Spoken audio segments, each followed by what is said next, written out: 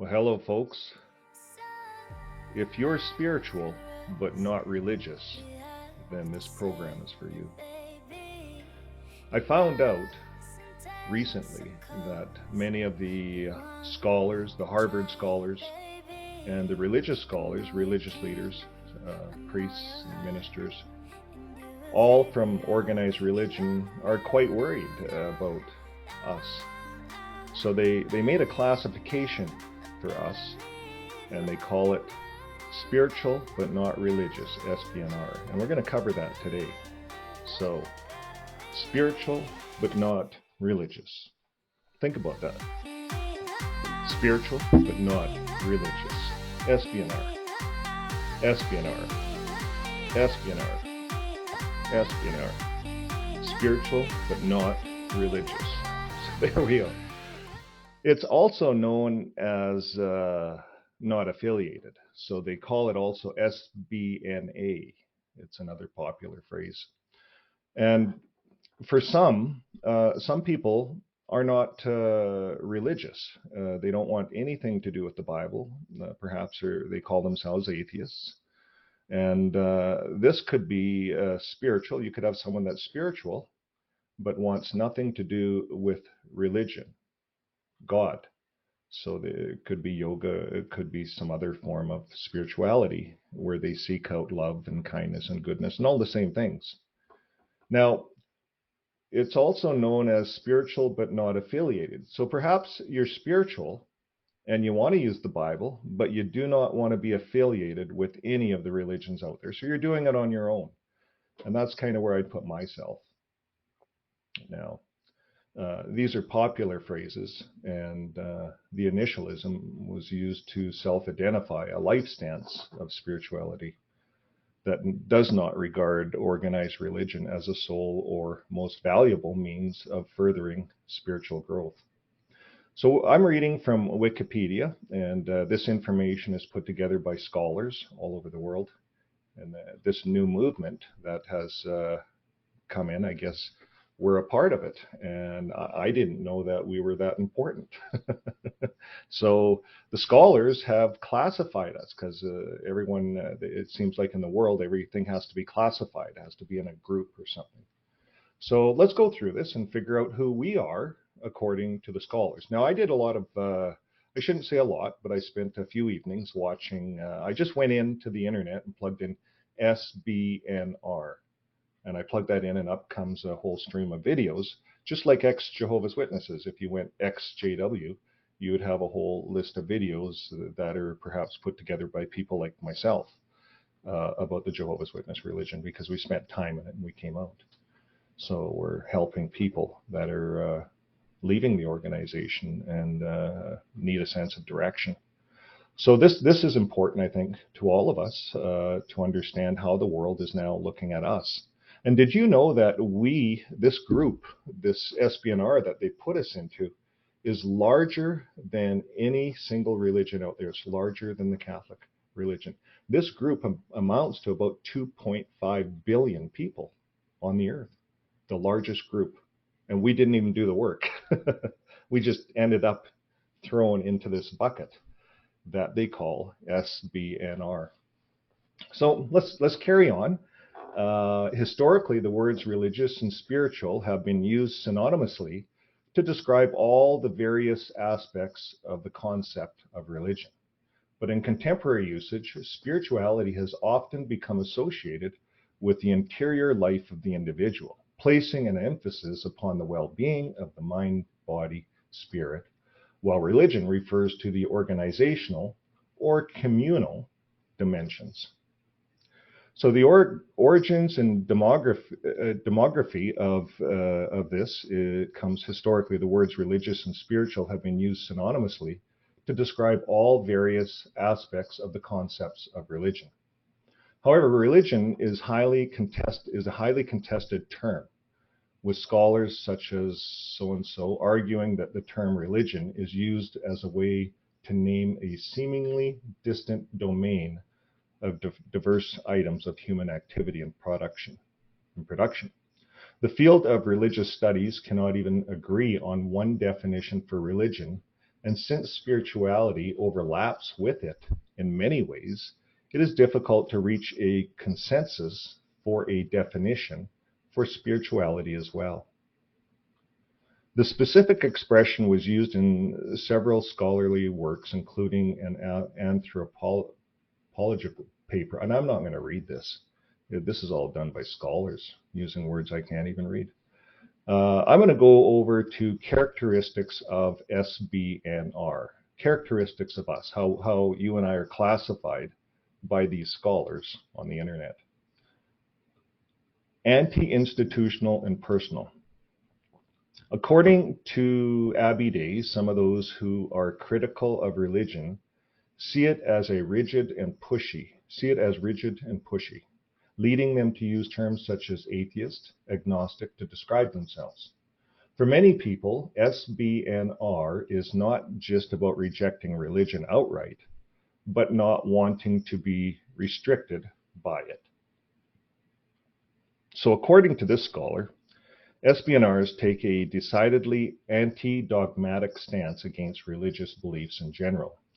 They claim only that belief is non-essential, but that it is potentially harmful or at least a hindrance to spirituality. According to another scholar, many of those studied, meaning us, I guess we are being studied. So many of us who are being studied, this scholar says we identify as SBNR. We feel tension between their personal spirituality and membership in conventional religious organizations. And probably for a lot of us Jehovah's Witnesses that left, that's probably why, because of the tension. It says most of them value curiosity, intellectual freedom, and an experimental approach to religion. Many go as far as to view organized religion as a major enemy of authentic spirituality, claiming that spirituality is a private reflection and a private experience, not a public ritual. To be religious conveys an institutional connotation, usually associated with Abrahamic traditions. So when we think of Abrahamic traditions, we think Abraham's seed, he had two seeds. One became the Hebrew or the Jewish system, and the other became Islam. So they both worship the same Jehovah, the same Yahweh, the same God that Abraham worshipped.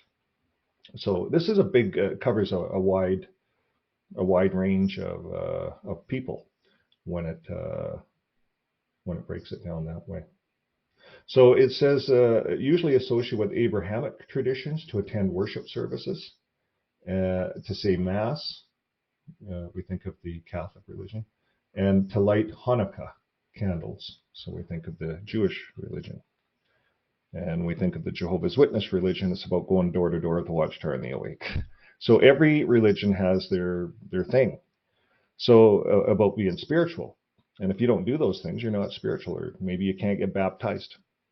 So here it goes on to say, to be spiritual, in contrast, connotes personal practice and personal empowerment, having to do with the deepest motivation of life. As a result, in cultures that are deeply suspicious or institutional structures and that place a high value on individual freedom and autonomy, spirituality has come to have largely positive connotations, while religion has been viewed more negatively. And I want to just talk about that just for a moment. And that's right. That's exactly right. I found within the Jehovah's Witness religion, and I spent 30 years in the religion, that the Watchtower, they have the Watchtower article, and there's a study edition that the public doesn't get. So the Watchtower and the Awake that the public gets is kind of a watered down version. So then there's this Watchtower study publication, and every Sunday there's a study article in this Watchtower. Now, if you're a Jehovah's Witness, ex-Jehovah's Witness, but especially if you're in it and you have the opportunity to watch this video, look at all the Watchtower articles. By the time you get to the second paragraph, it's talking about Satan. Yeah, it talks about Satan, the wickedness, the system out there. So there's a fear. And every article, by the time you get to the end, it talks about the faithful slave, the governing body, and how they're going to save you. As long as you follow them, they're going to save you from In the second paragraph, Satan. The whole religion, really, if you want to have an open mind, talks a lot about Satan. You could call it Satan worship because it talks about Satan so much, and it describes Satan and all the things and all the badness of the world.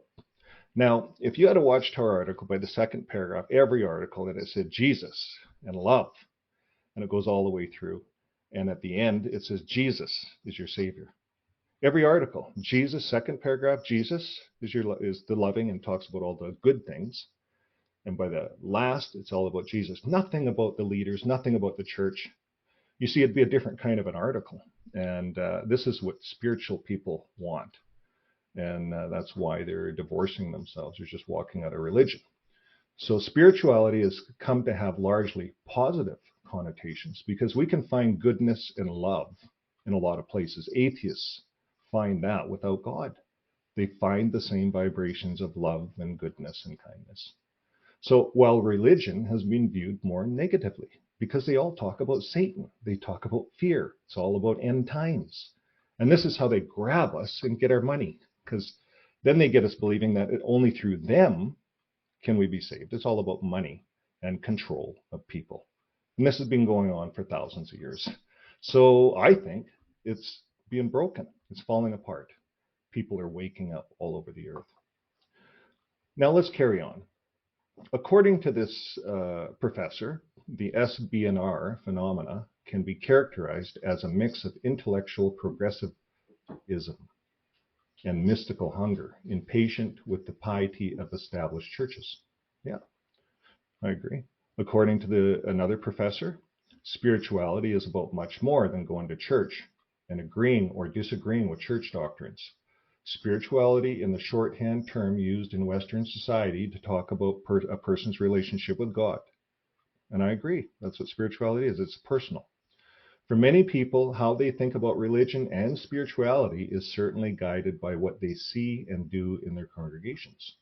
At a deeper level, it involves a person's self-identity, feeling loved by God, and these feelings can wax and wane. So that's what one professor says.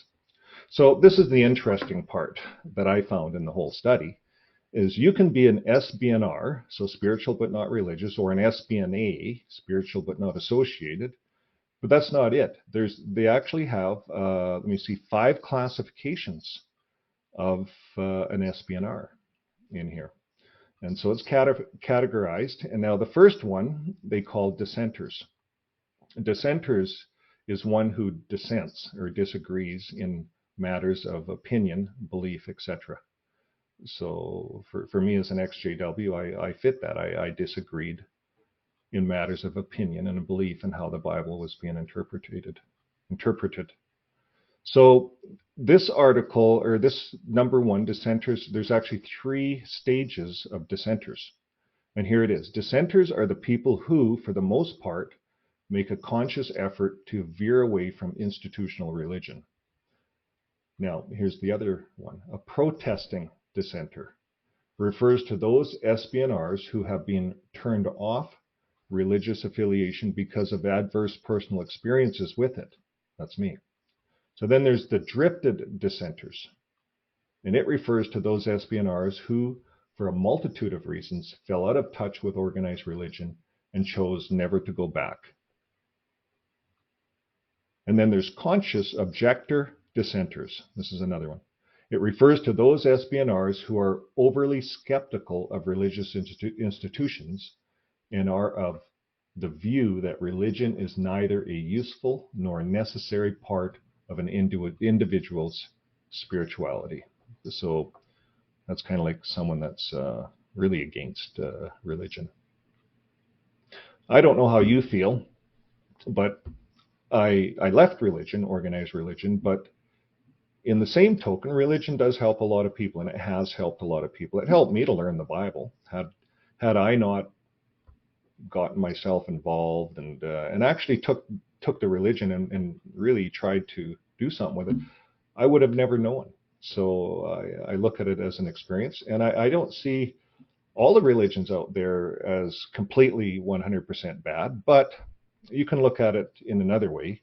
Rat poison is 95% corn, 5% poison. So it's not all bad, but it kills rats. So we got to be careful. And that's why, as spiritual people, I know for myself, I just felt that religion focused on the devil too much. It just focused on demons and stuff, the religion I was in.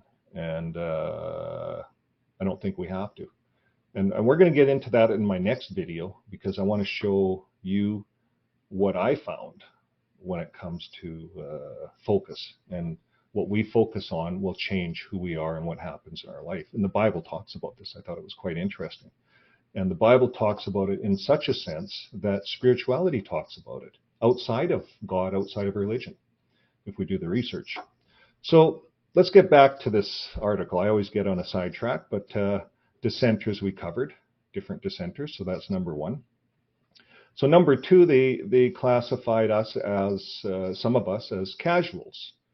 So here's what they say about us casuals. Casuals are the people who see religious and or spiritual practices as primarily functional. Spirituality is not an organizing principle in their lives. Rather, they believe it should be used on an as-needed basis for bettering their health, relieving stress, and for emotional support. The spirituality of casuals is thus best understood as therapeutic spirituality that centers on the individual's personal well-being. So perhaps, and perhaps you've done this, I've done this, you go to a spa, has a spiritual feel to it, but it's not religious, and I've done that. And it's really nice. You do some yoga and things like that, meditation. It's a good experience. Casuals. Number three, explorers. It says here, explorers are the people who seem to have what this one professor says to be a spiritual wanderlust. So it goes on to say, these SBNRs find their constant search for novel spiritual practices to be a byproduct of their unsatisfied curiosity, their desire for journey and change, as well as feelings of disappointment. Explorers are best understood as spiritual tourists who take comfort in the destinationless journey of their spirituality and have no intention of ultimately committing to a spiritual home. So that's explorers. And probably a lot of people are explorers. Maybe at one time we were explorers. You know, when we're younger, we're exploring. Nothing wrong with it. Number four, seekers. Seekers are those people who are looking for a spiritual home, but contemplate recovering earlier religious identities. Contemplate recovering. So maybe going back to the religion, contemplating it. I know in the JW religion, a lot of people, I shouldn't say a lot, but some would leave the religion and get disfellowshipped, go out and come back and get reinstated and be a good JW. And we see that in other religious organizations, such as the Mennonites, Hutterites, Amish. Some of them even send their young people out into the world. They don't disfellowship, and they say, go out, check it out, and come back if you want. But if you come back, you're done. You're here. So it's interesting to see how people do that. Seekers, that's seekers. People looking for a spiritual home, but contemplate recovering earlier identities. It goes on to say that these SBNRs embrace the spiritual but not religious label and are eager to find completely new religious identity or alternative spiritual group that they can ultimately commit to. And guess what? That's happened now with the internet and with the virus. Got everyone on the internet, everyone that was religious, going to church. They had to seek spirituality through Zoom. They had to meet over the internet. So this got everyone looking on the internet and finding out, hey, there's a whole spiritual community on the internet. And so a lot of people have joined the ex-Jehovah's Witness trail on the internet, and that's what I'm a part of. I get in there. And this is brand new, SBNRs. I'm going to be flagging that on a lot of my videos now too. So seekers are the people who are looking for a spiritual home and recovering earlier religious identities. And maybe not in the same religion. They're looking for a new group. Maybe if you were a Jehovah's Witness and you found Jesus, you might identify yourself with a group that worships Jesus and really understands that it's all about Jesus. So number 5, immigrants. Now, think about this when I read this in a spiritual sense, not a literal sense. So number 5, immigrants are those people who have found themselves in a novel spiritual realm and are trying to adjust themselves to this newfound identity in its community. Immigrants can be best understood as those SBNRs who are trying on, like trying on a new set of clothes, trying on a radically new spiritual environment, but have yet to feel completely settled there. It is important to note that for these SBNRs, although they are hoping to become fully integrated in their newfound spiritual identities, the process of assimilation is difficult and often disconcerting. So this is tough for some that leave organized religions. They feel lost. I felt like this at one time, like I felt lost. So you still feel spiritual, but there's no support. But now with the internet, there's lots of support. You can get online, you can put comments in, you can talk, and you can get to know people. So now we're closing it up here. Practices. They go on to give 2 lines of practices. SBNR is related to feminist, spiritual and religious thought, and ecological spiritualities. And they also give a list here. I'll put it up on the screen here that you can look at. That so neo-paganism, Wicca, Druid, ceremonial, magic. These are some of the New Age ones. Astrology. I'm familiar with that. Most people are. There's a lot of stuff. Some of us as XJWs we'd never look into because of the programming that we've had within the religion, and the Bible does talk a lot about different things. But for a lot, they'll explore these things and they'll find spirituality in a new form of method without the Bible. And each person has that freedom, and isn't that what freedom of choice is? So now this ends up with criticism. This is the last part. And if you want to look how this SBNR community is getting criticized, just plug that in and you'll see all kinds of programs. Harvard University. I watched a program where they had Christianity from the Yukon, from Canada, and from the States somewhere. They all got on a panel there and they just banged away at the SBNRs. They banged away at us. And we don't even know we are a thing, that we're getting kind of targeted. I didn't know it until 2 nights ago. So I now feel like, XJWs were called apostates. Now we are being targeted by all of the religions out there, all of them, the big religions, Catholics, all of the Christianity, everything. It's not just the JWs. So it's interesting times we're living in. I'm going to talk about this next time. How the Bible is talking about this time we're living in. It says that religion's going to fall apart. So we'll save that for next time. And I'm not going to get into a lot of the criticism here because it's negative. And I caution on negative. I like positive, and that's probably why I didn't look at this stuff. But if this is how we're being classified, it's good to have knowledge on it. But friends, my time has run out. So until next time, keep living your life with love. Bye for now.